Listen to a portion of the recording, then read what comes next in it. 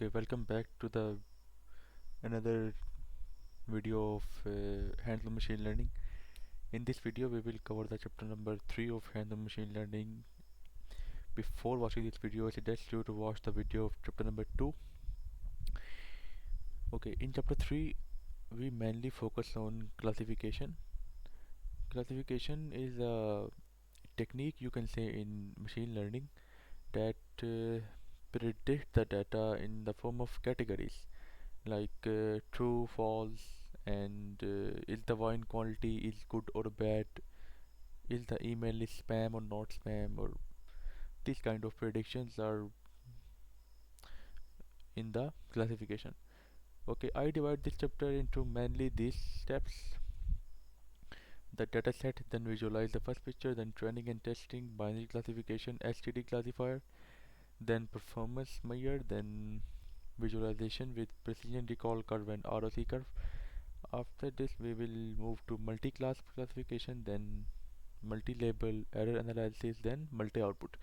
So these are the few points that discussed in chapter 3 of hands-on machine learning. First of all, let's move to the dataset.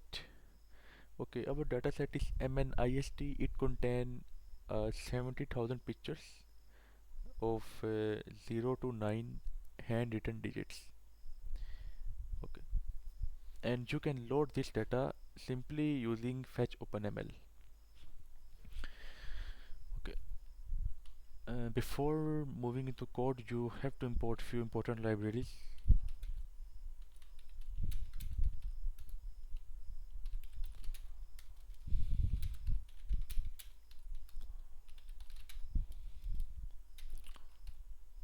mm, OGS, PLT, and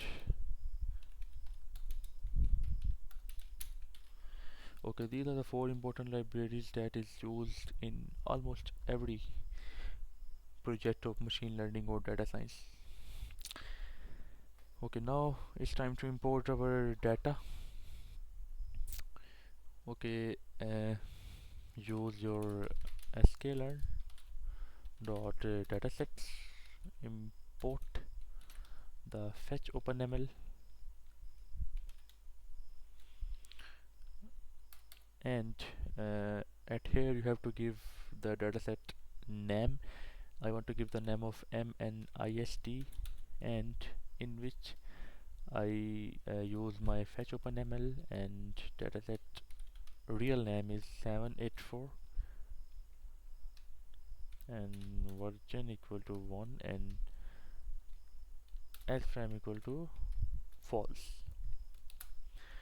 Using this code, you can easily load your data in the VS Code or any compiler that you are using. Now I want to take a quick look on our data. Okay, first of all, I want to separate the x and y. In x, I want to store the data of MNIST, and in y, I want to store the target of MNIST. Now I want to show you what is the data and what is the target. Let's I can say the picture shape and x dot shape, and answer shape, and y dot shape. Okay, and I also want to show you the pixel value, very important. The pixel value between this to this. In this I use x dot minimum, and in this I use x dot maximum. Okay, this is our output. I want to explain you. You can see the picture shape is 70,000 images with 784 pixel, and obviously when we have a 70,000 images, so we have an answer of all those images, 70,000, and our pixel value is between the 0 to 225, sorry, 255. So uh, basically each pixel value contain each color. You can say 0 is equal to black and 255 equal to white. Or so now it's time to show you the first picture, how our data is look like. Before showing you, I have to convert my label into the numeric value y dot as type npu int 8. My data is successfully converted into numeric. Now I want to create a function that show me the picture.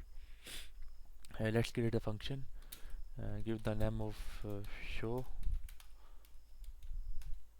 digit, and make a variable of picture data and another variable picture equal to my picture data dot reshape into 28 by 28 pixel, and use some matplot to show you plot dot imshow and your picture and cmap equal to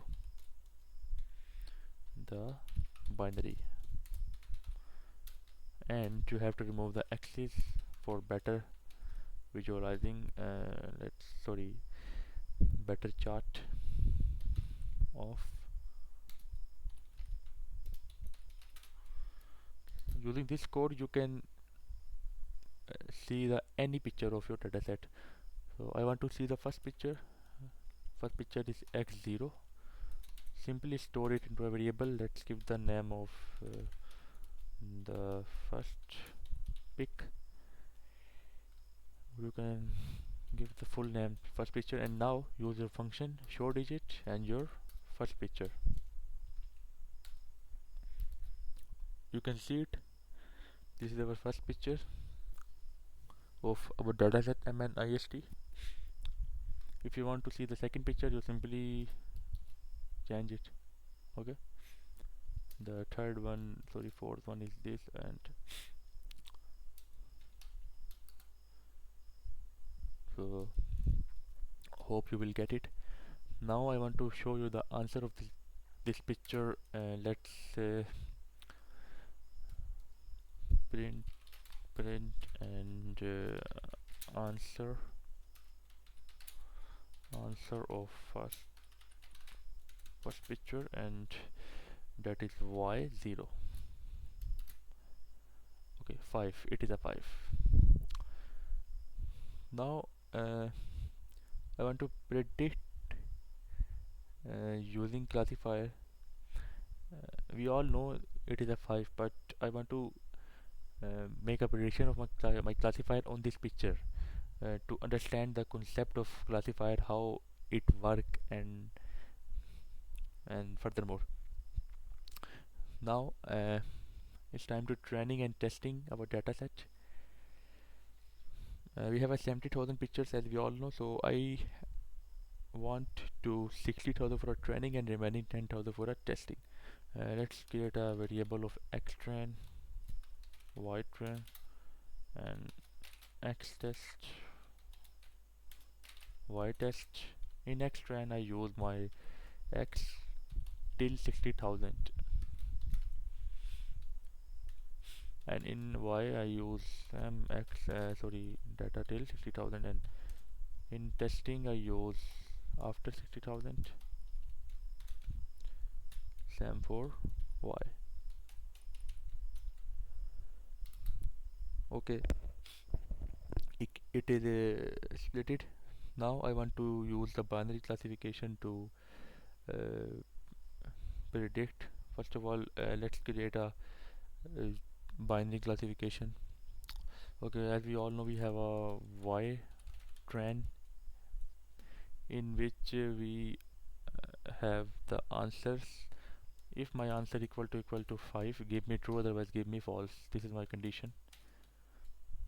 and y test 5 equal to 5, and store it into a variable y test only, and now store it into a variable. Let's give the name of y trend 5, and for this the y test 5. It is working now. I want to show you what is the basic difference of this binary classification and the original data. Let's print the both of them. First 10 binary classification and the y trend 5 till 10, and first 10 original answers, the y trend till 10. You can see when the value is 5 it give me true, otherwise it give me false. Hope you will get it. Now it's time to train our first classifier. Let's import it. Linear model, import the fetch open import the SGDClassifier and store it into a variable. Let's say SGDClassifier and random state equal to 42, and fit the data into it. The first one is our training and the second one is our binary classification. And let's predict our first picture using this data. First picture, and store it into a variable for showing you. Prediction on first, and let's give the name of computer guess and prediction on first picture with first value. Let's check how our SGD classifier work on this data. If you don't understand anything about this code, so you have to learn the Python basic, then you can easily understand this. Okay, it give me true, so it's mean our SGD classifier work fine, because our true means the 5 and our first answer is 5. Now it's time to perform some performance measure to check our model performance, how good is our model is. First of all, I want to use the accuracy. Let's say sklearn dot model selection, import the crosswell score and make a variable of score, or you can say accuracy score, and use the crosswell score in which use your model STD classifier and your data, that is X trend and the Y trend 5, and CV is always be a 3, and scoring type equal to accuracy.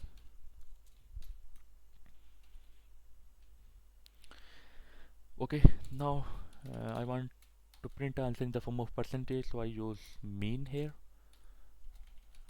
Accuracy score and accuracy score dot mean dot 1 module. Now it will give me the accuracy score of my SGD classifier. Accuracy is good, but in some cases accuracy is not working. So we have many more models, many more technique, such as confusion matrix and the furthermore F1 score, precision score, and many. Okay, our accuracy is 95.7. uh, I want to check it into a dummy model. Let's create a dummy model that always give me a no 5 false answer. So I want to check the accuracy technique on those on that model, then we will move to furthermore. Okay, let's create a dummy model. Scale on dot base, import the base estimator,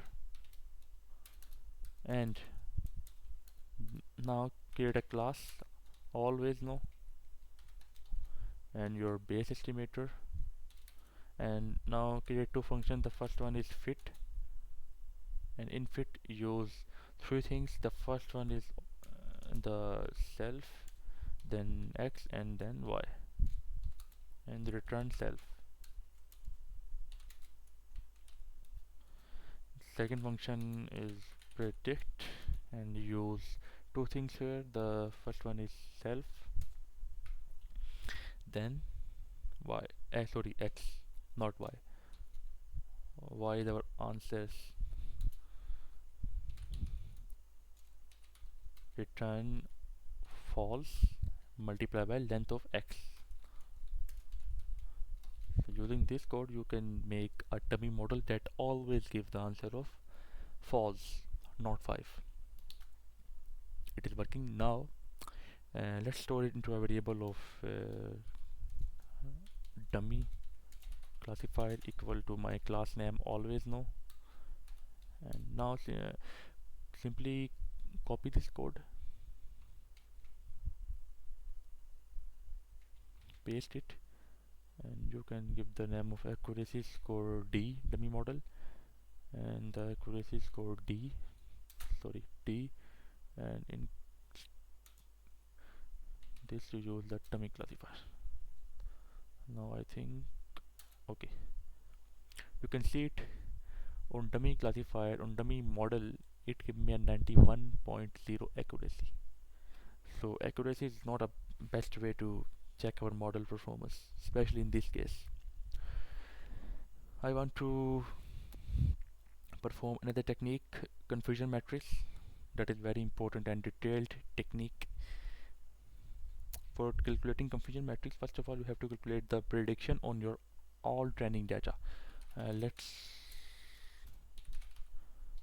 dot model selection and import the cross val predict, and I want to make a variable, let's prediction on training data, and use your cross val predict, in which use our classifier SGDClassifier and the x train and the y train 5, and CV is 3 is okay, CV is 3.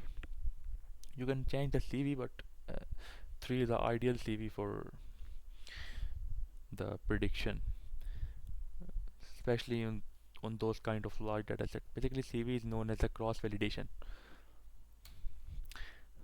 Now import the confusion matrix,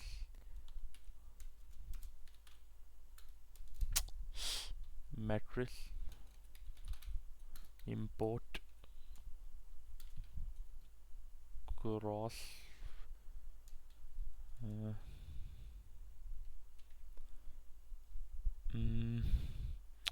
just a minute. I think first of all we have to run this.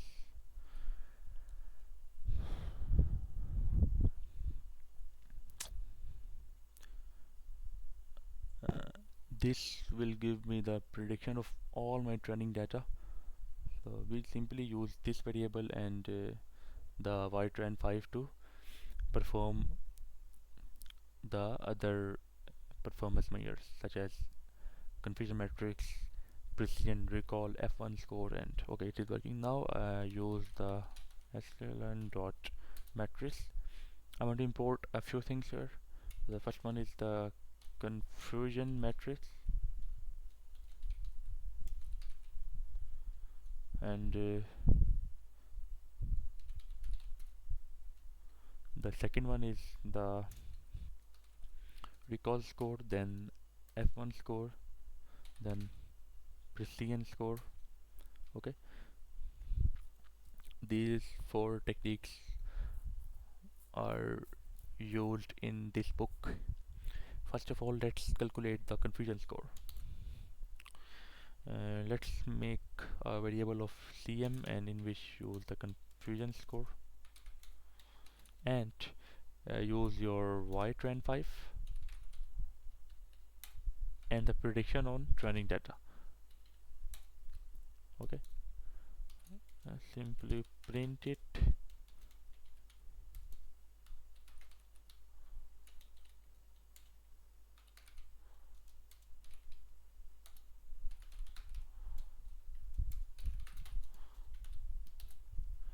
You can see it. This is my confusion score. For a basic quick summary, I want to tell you this is the true negative, this is false positive, this is false negative, and this is true positive. Now let's calculate the precision. Make a variable of precision and precision score sum. These two things you just copy and paste. Print. Okay, I want to calculate a recall here. Recall score and same things, and f1 and f1 score and same these two things. Now print the precision score, and in which use the precision dot one module. This will give you the precision in the form of percentage, and same as for a recall score.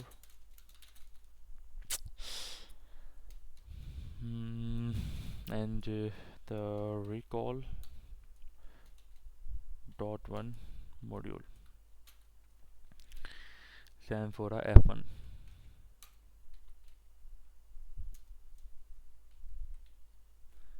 And you can see it. This is the precision, recall, and f1 score of our model. Now I give you the quick summary. What is precision score, recall score, and f1 score? So let's suppose your computer have a when your computer says 5, how often it is right? This is called precision. And when the computer says 5, out of all the real 5s, how many did your computer found? This is called recall, and f1 score is a combination of both. So this is the total label data, you can say, and this is the real data from all the labels, and this is the combination of both. Hope you will get it. Okay, now I want to move to the precision recall trade-off, or you can say precision recall curve. It is a visualizing technique. Before moving to this technique, I want to show you another thing that helps you to in visualization. So instead of true and false, like we get answer in the form of true and false. You can see true and false.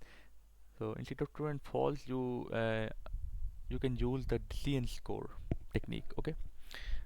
Now simply I want to create a variable of let's say y score, y scores and use your classifier, SGD classifier, use your decision function, and let's say I want to make a confidence score on the first picture,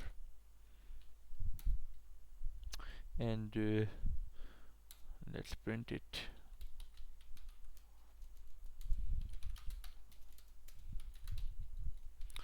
uh, confidence confidence score and y score. You can see it. This is a confidence score of my first picture. Or I want to tell you another concept of threshold. What is threshold? You can see this is a confidence score. Now I want to set a threshold here,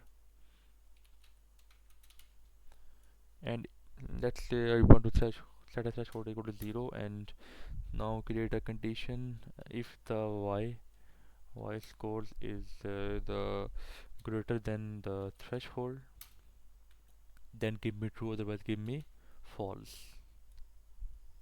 And let's give the name of y first digit and prediction. Now okay, now print the y first digit prediction. It gave me true, you can see it. So this is how the threshold is working. Now I let's move to the precision recall curve.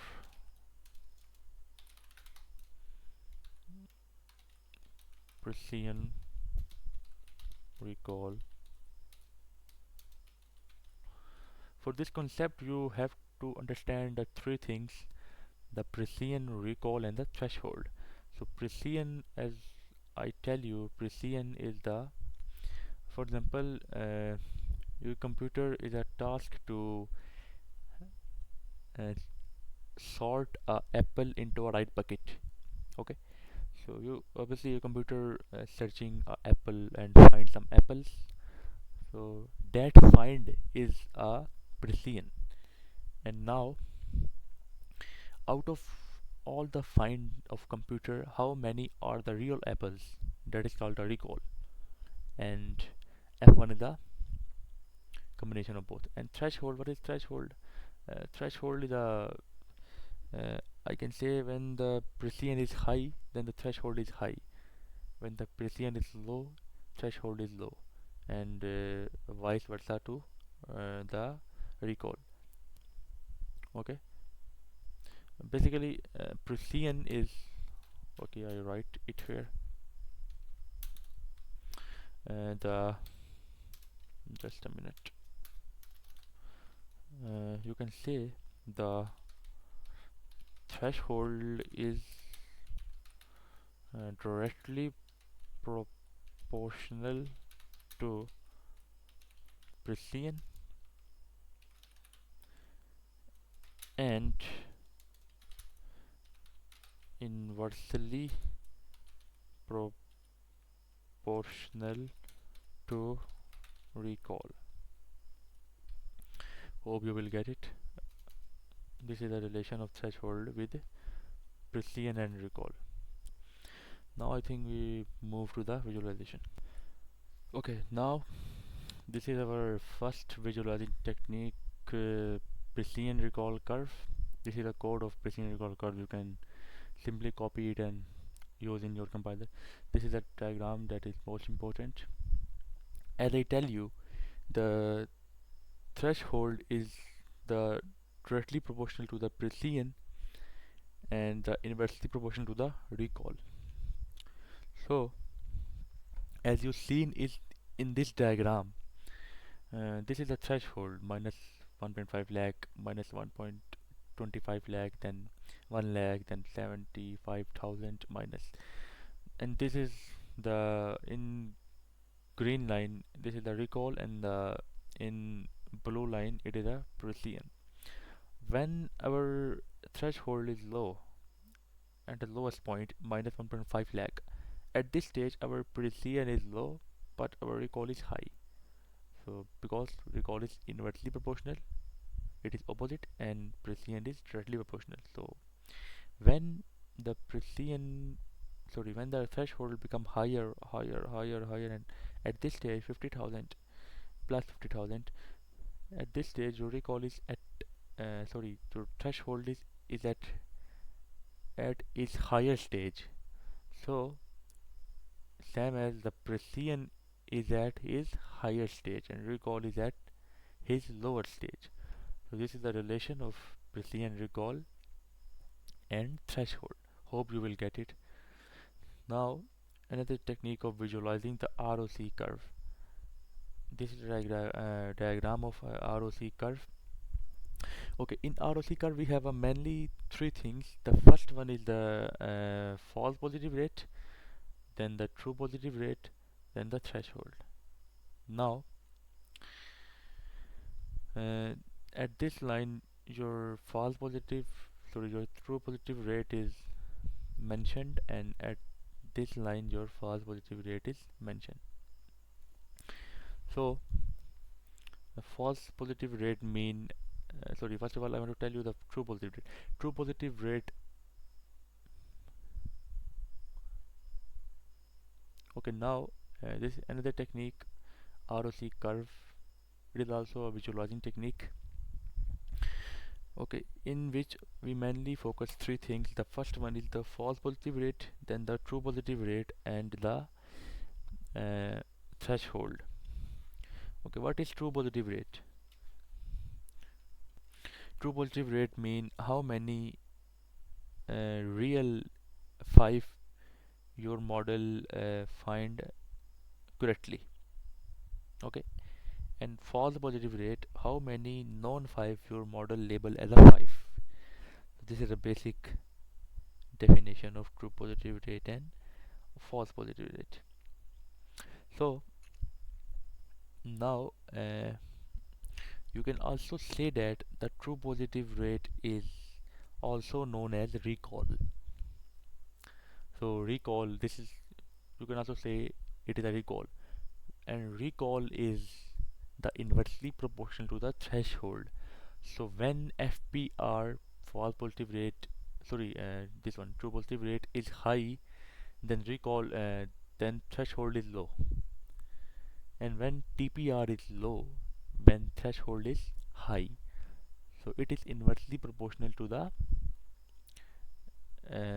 threshold. And what is the relation between FPR and TPR? When FPR is high, then TPR is also high. It is directly proportional to the each other. Now let's check the diagram. You can see at this stage 0 true positive rate and 0 false positive rate. At this stage model not find any 5 because true positive rate is 0, and model not uh, find any known 5 and give the label of 5. So at this stage both are 0. When the true positive rate become higher, 0.2, 0.4, 0.6, 0.8, at this stage your model almost found all the 5 in your dataset without any false positive rate, because your false positive rate is still 0, you can see. But when your model curve from this line at 0 point, you can see 0.9, then error become higher, 0.2, 0.4, 0.6, 0.8. So this is the relation of them, relation of the false positive rate and true positive rate. And what is this line? I can say when your blue line, your true positive rate and false positive rate is the above from this line, then your model predict its model prediction is fine, you can say. And when it is below this line, then it is not a good prediction. Okay, hope you will get it. Now what is this score? This is a score of 96%. It is a score how many times your model is able to differentiate differentiate between the 5 versus non-5. This is a score. So 96 at 96% of time your model is successfully differentiate the uh, true and false, or you can say the real 5 versus non-5. So it means your model working really well. 96% is a great score. Hope you will get it. Now we have to go to the multi-class classification. This is another very useful technique in classification. If you not understand anything about these two, so rewind the video and you can watch it. It is very easy, you can easily understand it. Now let's move to this topic, the multi-class classification. Okay, in multi-class classification we mainly have two strategies. The first one is the is 1 versus rest, and the second one is the 1 versus 1. I explain you with the help of example. Okay, the 1 versus rest means the, for example, according to this dataset, I make a 10 teams, and the first team has a task to differentiate only 0 versus 1 to 9. Then the second team is 0 versus 1 versus uh, 2 to 9, and 3 versus up to 9. So after this we uh, we will calculate the confidence score of all 10 team, and the higher confidence score will be picked. So this is how the 1 versus rest is working. Now I will show you with the help of example. Let's say okay, I want to use my model again, SGDClassifier, and random state equal to 42, and now fit the data into it. Now this is not a binary classification, so I fit the normal data, that is x trend and the y trend, not y trend 5. And after fitting, I want to predict my first picture. SGDClassifier dot predict my first picture, and I want to store it into a variable. Okay, run it.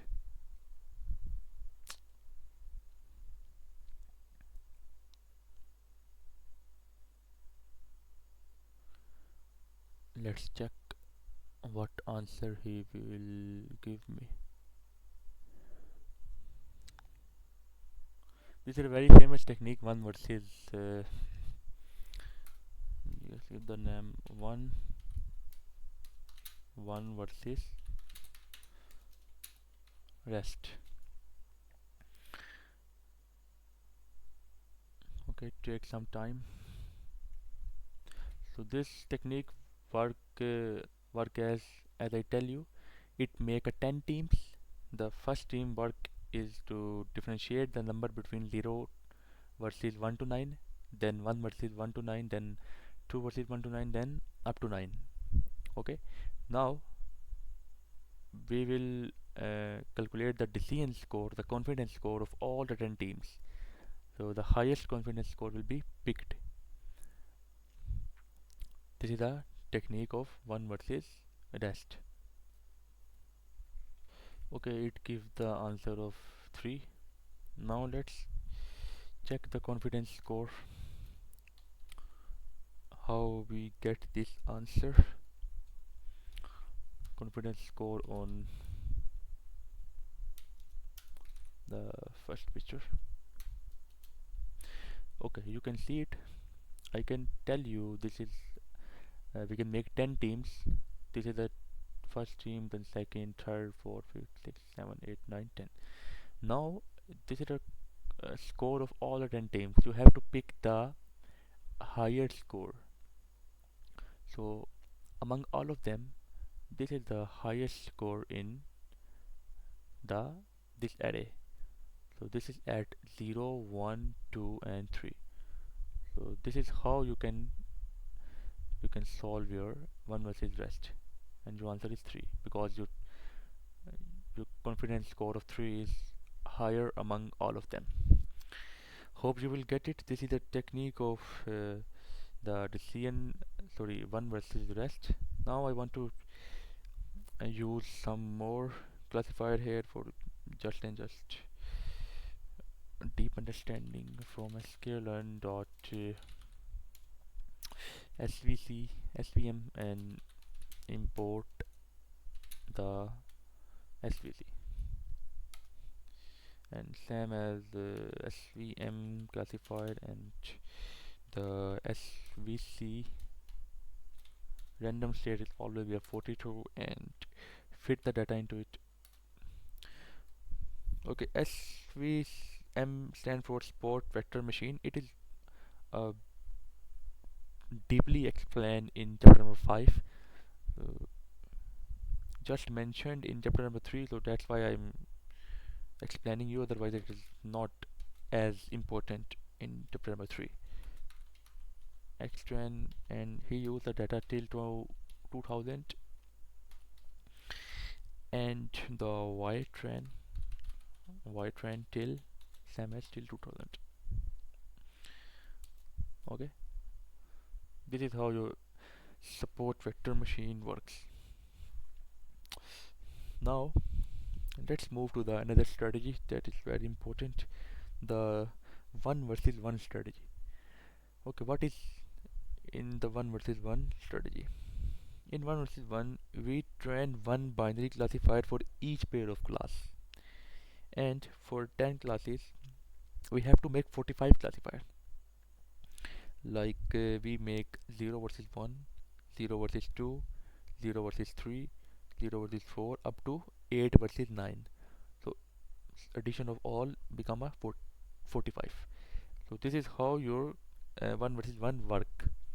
So in one versus all, we use the 0 to 0 versus 1 versus 9. I'm here. In one versus all, I use 0 versus 1, 1 to 9, and same as for 1, 2, 3, 4, 5, 6, 7, 8, 9. And in 1 versus 1, I use the 0 versus only 1, okay, up to 9. This is how this technique work. Now let's simply import. Okay, I want to tell one more thing. The one versus all is a technique that is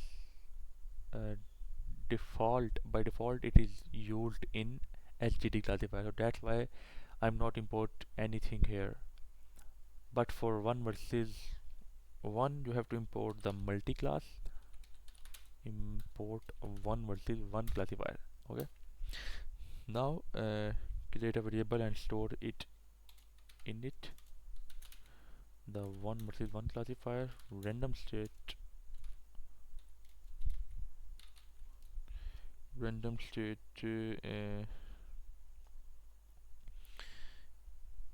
sorry, not random state, in which you have to use your SGD classifier and then random state 42. Okay, now fit the data into it, and xtrain and the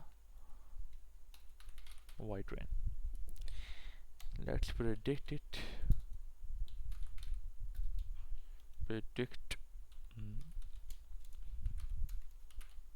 First picture. It will give me the highest confidence pick among all the 45 classifiers. Okay, this is how the one versus one and one versus rest work. This is all about the multi-class. Hope you will get it.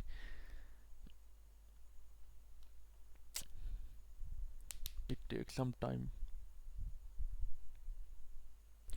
Okay, it gave me 5. Hope you will get it now. Let's move to the random forest classifier. It is another classifier that used in chapter number 3. Simply use it. Dot. It is in ensemble. Import the random forest classifier and forest.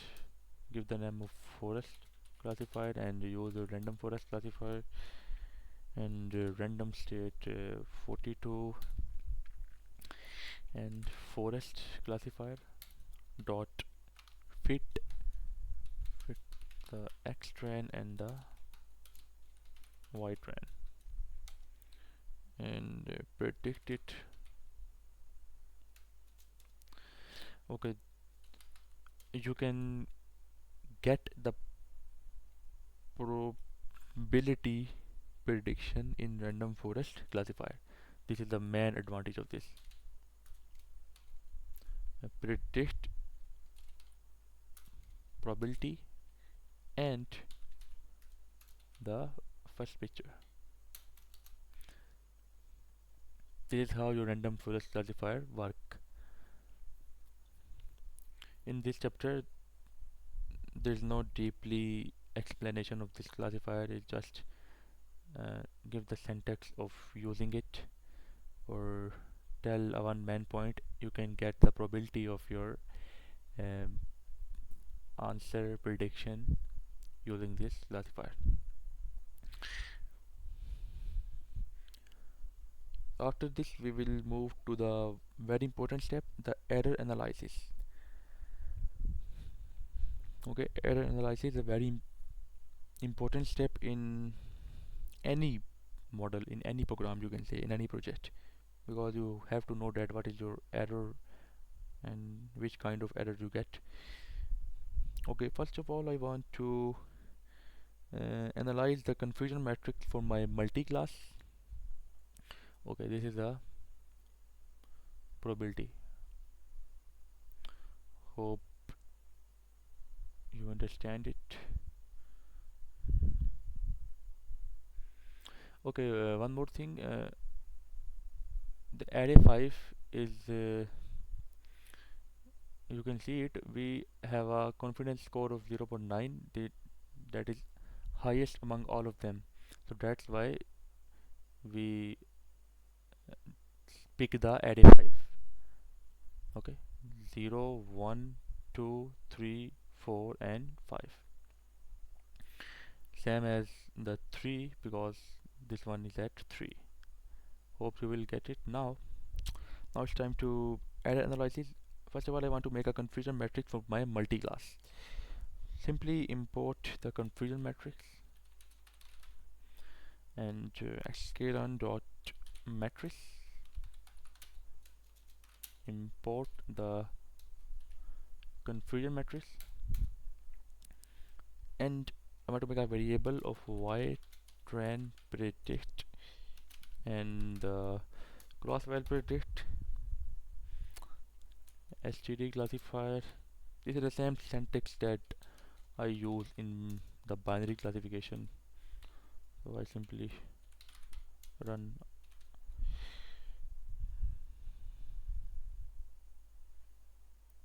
Okay, just a minute. Okay, before apply confusion matrix you have to convert, basically you have to scale it. I want to use the standard scaler. I think it in the pre-processing the standard scaler technique and store it into a variable of scalar and standard scaler, and now use the scalar dot transform scalar dot sorry fit transform, not transform, fit transform, and the x tran. Store it into a variable. Let's say give the name of x tran scaled. Now simply use x tran scaled and y tran.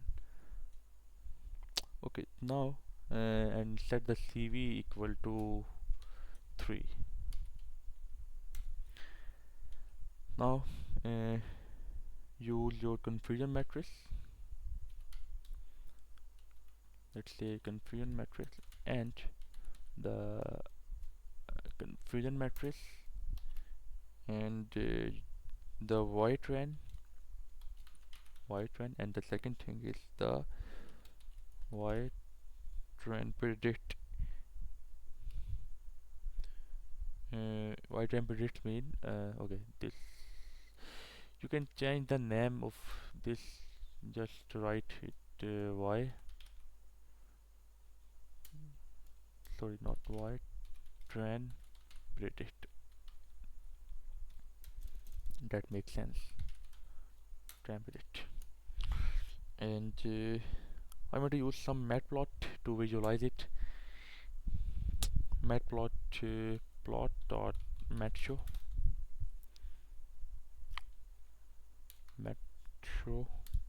and use my confusion matrix here and use cmap equal to plot dot cm dot in the gray color.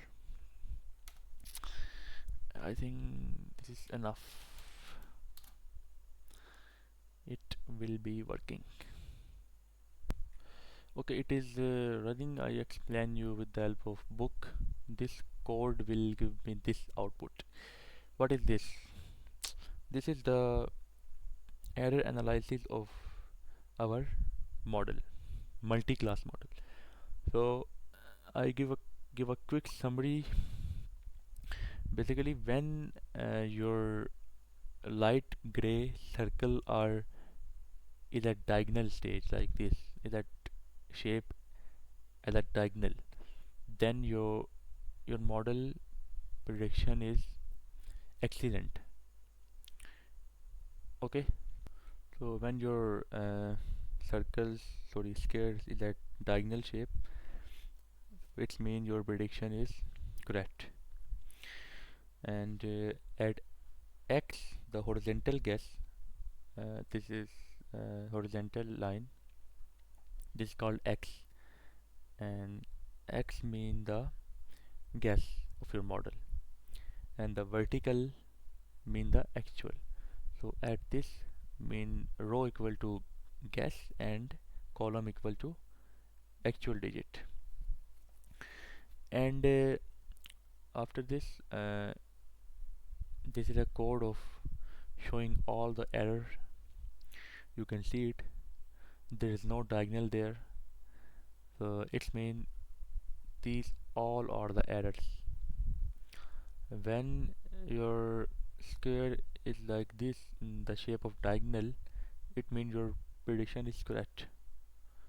But when your square is like this, it means your prediction is more than worse.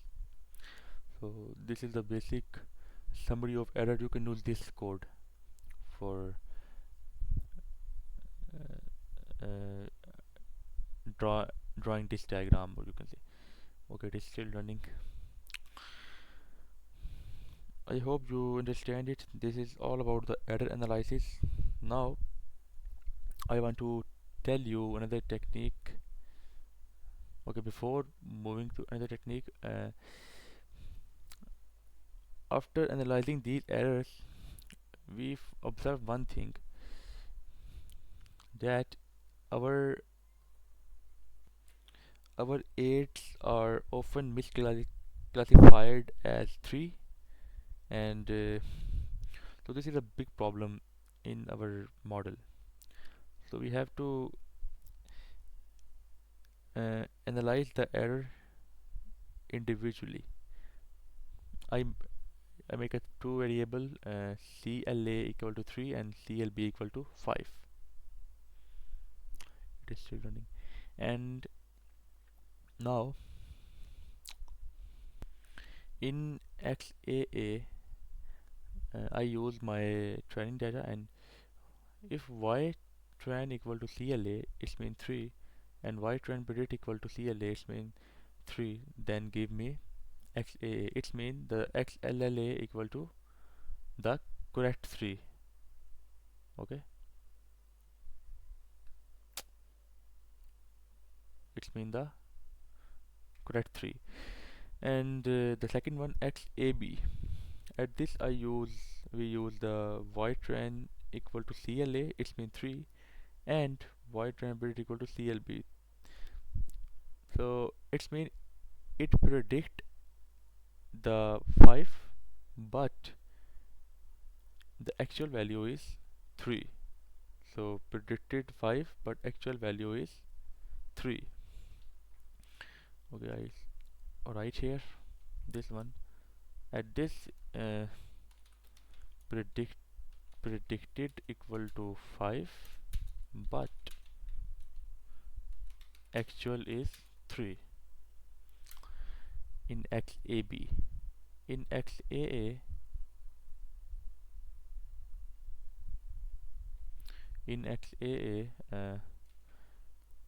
we predicted as 3 and get 3.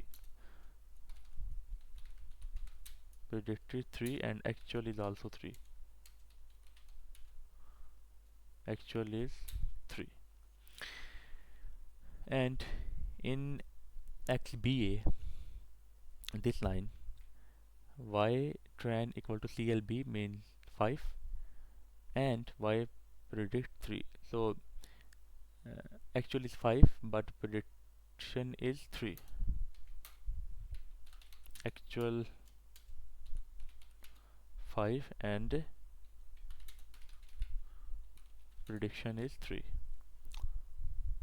And at the last, XBB, the prediction is 5 and the actual is 5. So basically we draw some pattern here to analyze the error.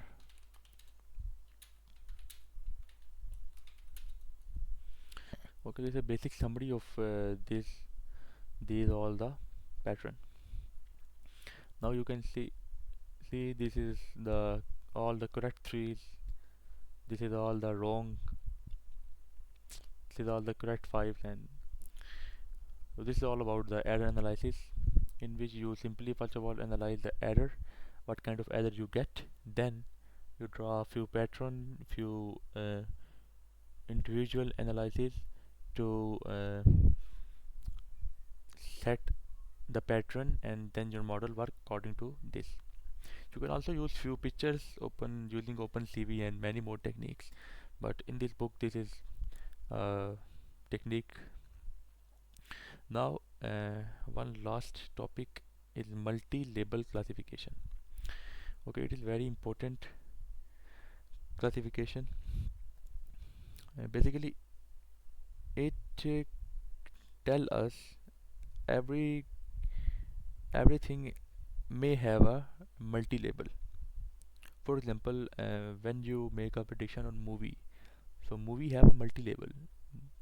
When we talk about the movie genre, so it have a comedy, drama, or something more label you can give them. So this is all about the multi-label. Now in this book he give me the example of the code in which he used the condition the void train is greater than, it is still running, void train is greater than the 7 and void train is odd.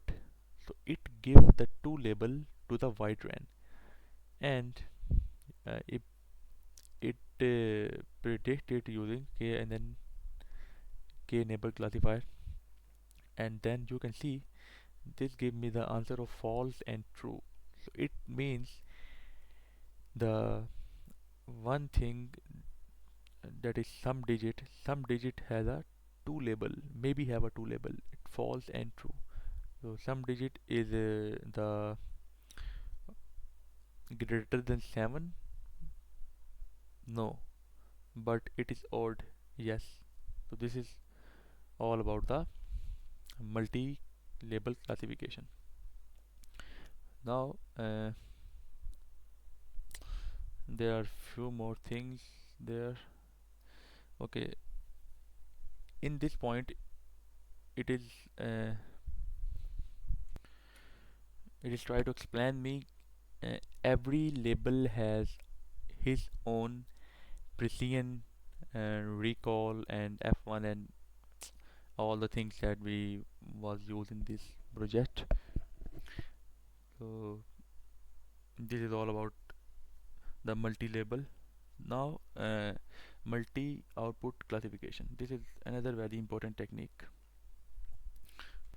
Multi-output classification means um, where each label can be multi-class, in short. And this is a line that is very useful. Multi-classification equal to one model. Just a minute. One model is multi-classification output per input. Okay, each output can be multi-class. For example, one picture, many separate answer. So it give me an example. You can see basically uh, it create a image, the noisy image, and you can see this is a noisy image, and then use the actual image to compare them. Okay, I explain you. For example, the MNIST dataset contain the handwritten digit of 0 to 9. You could make the model output with two things. The first one is the digit, the 0 to 9, this output, and this is called a multi-class classification, as we all know, and a blurred version of digital image, this one. Also, this is also called classification per pixel. Now, this is a question: why it is called a multi-output? Multi means the many answer, okay, and output means the each answer is a separate target. Now, each target can be binary, multi-class, or even uh, continuous. But in classification, we focus on categories. Hope you will get it. If I tell you in short, the multi output classification equal to one input but many separate classification answer. Okay, and each answer can be binary or multi-class, and the model uh, learn them together. So this is a basic summary of this. So this is all about the chapter number 3 of hands-on machine learning. Hope you will get it. So in next video we will cover the chapter number 4. This is all about the training models. So thanks for watching.